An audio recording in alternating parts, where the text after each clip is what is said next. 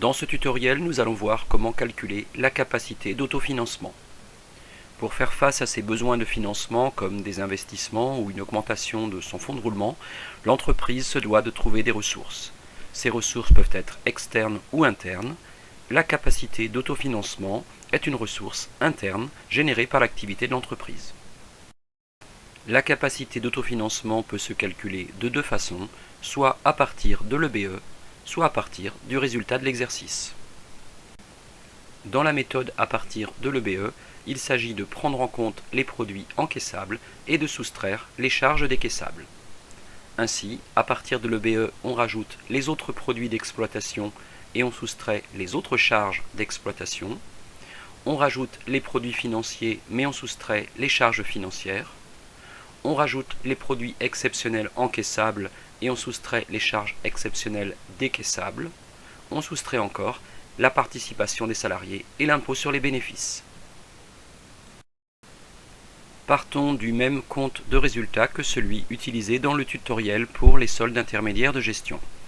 Dans un premier temps, je vais calculer la valeur ajoutée, que j'ai représentée ici par les éléments de couleur vert.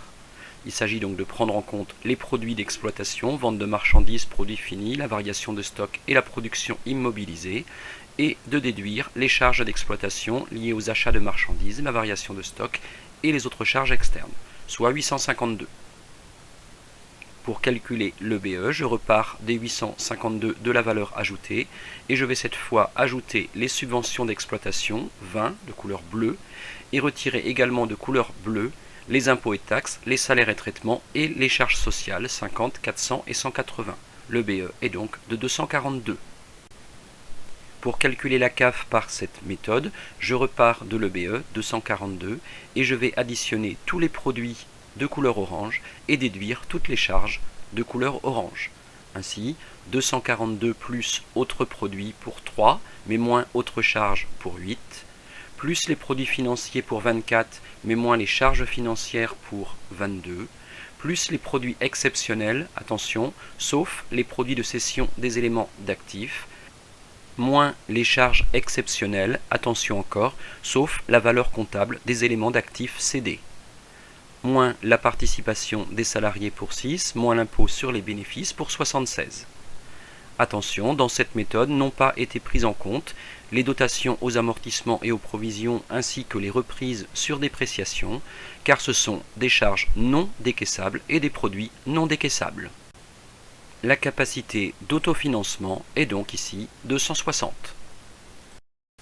La deuxième méthode pour calculer la CAF consiste à partir du résultat de l'exercice et à ajouter les charges calculées, notamment les dotations aux amortissements, et à retrancher les produits calculés, notamment les reprises. Additionner encore le compte 675 et à soustraire le compte 775. Cette méthode est plus simple et plus rapide. Je suis reparti du résultat de l'exercice 156. J'ai additionné les dotations aux amortissements et aux provisions pour 9, retiré les reprises sur dépréciation et provisions pour 2. J'ai additionné la valeur comptable des éléments d'actifs, le compte 675 pour 16, et soustrait les produits de cession des éléments d'actifs pour 19. On obtient donc également une CAF à 160. À quoi va servir la capacité d'autofinancement? À rémunérer les actionnaires, à financer de nouveaux investissements, à rembourser les emprunts de l'entreprise, à augmenter le fonds de roulement, d'une manière générale, à renforcer la structure financière de l'entreprise. Bien distinguer capacité d'autofinancement et autofinancement, ceci étant calculé après avoir déduit les dividendes versés aux actionnaires. Différents ratios peuvent être mis en œuvre à partir de la CAF, dette financière sur CAF avec un idéal compris entre 2 et 3, CAF sur valeur ajoutée et CAF sur chiffre d'affaires. Vous retrouvez ici les liens pour les ressources à disposition sur le blog ainsi que sur la chaîne YouTube Gestion ou sur la chaîne YouTube Économie. Bon courage et bon apprentissage.